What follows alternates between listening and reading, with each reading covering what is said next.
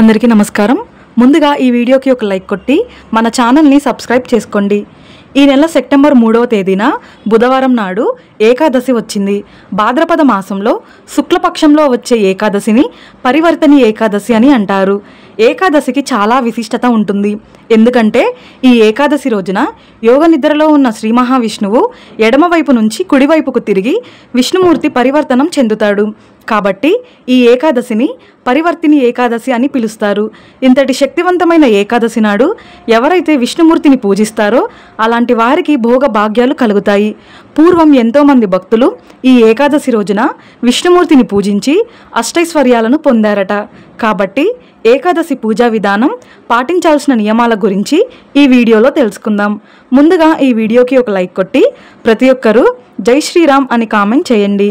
September 3వ తేదీ ఏకాదశి నాడు విష్ణుమూర్తిని సులభంగా ప్రసన్నం చేసుకోవడానికి ప్రతి ఒక్కరూ తప్పనిసరిగా ఇంట్లో దీపారాధన చేసుకోవాలి।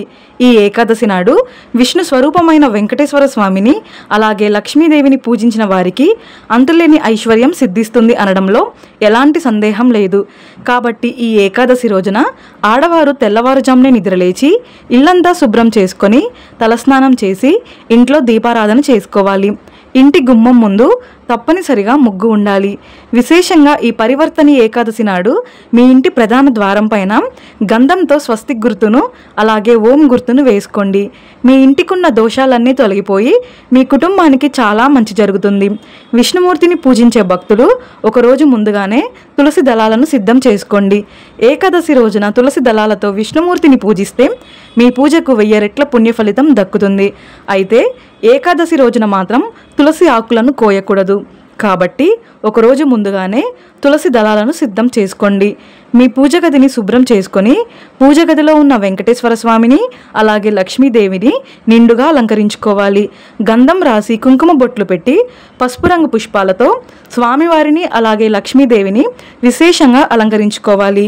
ఇక వెంకటేశ్వర స్వామి చిత్రపటానికి తప్పనిసరిగా తులసి మాలను సమర్పించాలి, లేదా స్వామివారి ముందు కొన్ని తులసి దళాలను పెట్టుకొని దీపారాధన చేసుకోవాలి। ఏకాదశి రోజున పిండి దీపాలు వెలిగిస్తే చాలా మంచిది। కాబట్టి బియ్య పిండితో 2 పిండి దీపాలు తయారు చేసుకొని ఆవు నెయ్యితో కానీ నువ్వుల నూనెతో కానీ దీపారాధన చేయాలి। పిండి దీపాలు చేయలేని వారు ఇత్తడి కుందుల్లో దీపారాధన చేసుకోవచ్చు।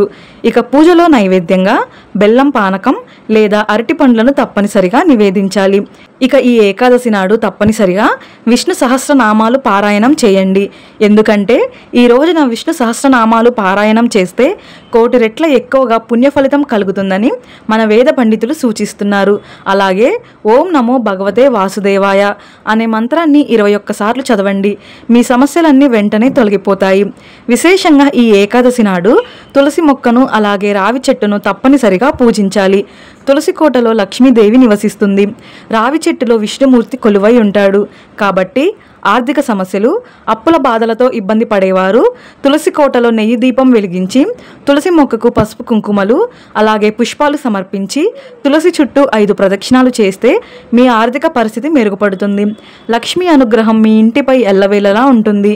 ఇక విష్ణుమూర్తి కొలువై ఉన్న రావి చెట్టుకు ప్రదక్షిణాలు చేసి రావి చెట్టు మొదట్లో నీళ్లు పోస్తే జన్మ జన్మల పాపాలన్నీ తొలగిపోతాయి। ఈ ఏకాదశి రోజున సూర్యోదయం సమయంలో రావి చెట్టుకు పసుపు కుంకుమలు వేసి నీటిని సమర్పిస్తే విశేషమైన ధనలాభం కలుగుతుంది। అలాగే ఉసిరి చెట్టు కింద నెయ్యి దీపం వెలిగిస్తే ఆర్థిక సమస్యల నుండి వెంటనే బయటపడతారు। పసుపు అంటే విష్ణుమూర్తికి చాలా ప్రీతికరమైనది। కాబట్టి ఈ ఏకాదశి నాడు పసుపు అలాగే చందనాన్ని కలిపి నుదుటిపైన బొట్టులాగా ధరిస్తే విపరీతమైన అదృష్టం కలుగుతుంది। ఇక ఏకాదశి వ్రత కథను చదివినా లేదా విన్నా సరే విష్ణుమూర్తి అనుగ్రహం సులభంగా కలుగుతుంది। అలాగే ఏకాదశి రోజున ప్రతి ఒక్కరూ విష్ణు దేవాలయాలకు వెళ్ళి ధ్వజస్తంభానికి 3 ప్రదక్షిణాలు చేసి ఒక చిన్న నెయ్యి దీపం వెలిగిస్తే విష్ణుమూర్తి అనుగ్రహంతో మీ కష్టాలన్నీ వెంటనే తొలగిపోతాయి। ఈ ఏకాదశి రోజున సాయంత్రం మళ్ళీ శుచిగా స్నానం చేసి ఇంట్లో దీపారాధన చేసుకోవాలి। అలాగే మీ ఇంటి గుమ్మం బయట తప్పనిసరిగా 2 దీపాలు వెలిగించాలి। ఏకాదశి రోజున సాయంత్రం సమయంలో ఇంటి గుమ్మం ముందు దీపాలు వెలిగిస్తే లక్ష్మీదేవి ఆకర్షించి మీ ఇంట్లోకి అడుగుపెడుతుంది। మీ ఇంటిపై లక్ష్మీనారాయణుల ఆశీర్వాదం ఎల్లవేళలా ఉంటుంది। ముఖ్యంగా ఈ పరివర్తిని ఏకాదశి నాడు ఏది చేసినా చేయకపోయినా ప్రతి ఒక్కరూ తప్పనిసరిగా ఉపవాసం ఉండండి. ఎందుకంటే ఈ ఏకాదశి రోజున ఉపవాసం ఉంటే ఎన్నో శుభ ప్రయోజనాలు కలుగుతాయి. ఈ రోజున ఉపవాసం ఉంటే మన పాపాలన్నీ తొలగిపోయి మోక్షం కలుగుతుంది. అలాగే మీ ఇంటికి సుఖ సంతోషాలు చేకూరుతాయి. ఈ ఏకాదశి నాడు ఉపవాసం ఉంటే వాజపేయి సోమ యాగంతో సమానమని, అలాగే 1000 అశ్వమేధ యాగాలను చేసినంత పుణ్యఫలితం దక్కుతుందని మన వేద పండితులు వివరిస్తున్నారు. కాబట్టి ఇంతటి విశిష్టమైన పరివర్తిని ఏకాదశి నాడు ప్రతి ఒక్కరూ తప్పనిసరిగా ఉపవాసం ఉండండి. ఏకాదశి ఉపవాసం విడిచే ముందు తులసి తీర్థం తప్పనిసరిగా తీసుకోవాలి. మీ పనుల్లో ఆటంకాలు ఏర్పడుతుంటే ఈ పరివర్తిని ఏకాదశి నాడు తప్పనిసరిగా విష్ణుమూర్తి దేవాలయానికి వెళ్ళి స్వామివారికి తులసి మాలను సమర్పించండి. ఇక మీ జీవితంలో గొప్ప మార్పులు చోటు చేసుకుంటాయి. అలాగే ఈ ఏకాదశి రోజున తప్పనిసరిగా గోవును పూజించాలి. ఆవుకు అరటిపండ్లు, బెల్లం లేదా పచ్చిగడ్డిని ఆహారంగా తినిపిస్తే రెట్టింపు పుణ్యం లభిస్తుంది. విపరీతమైన ధనాన్ని సంపాదించాలనుకునేవారు ఈ ఏకాదశి నాడు ఒక రావి ఆకు పైన పసుపుతో శ్రీ విష్ణు అని రాసి ఆ ఆకును మీ పూజ గదిలో పెట్టి పూజిస్తే విపరీతమైన అదృష్టం, ఐశ్వర్యం కలిసొస్తుంది.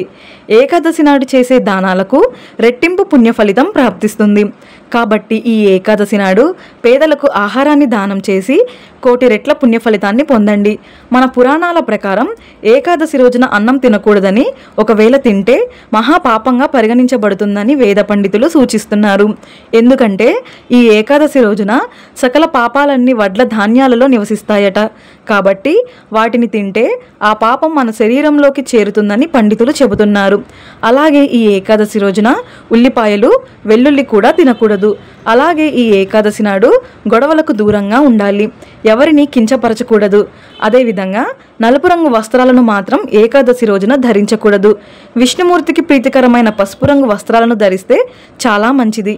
ఈ వీడియో మీకు నచ్చితే లైక్ చేసి సబ్స్క్రైబ్ చేసుకోండి. జై శ్రీరామ్.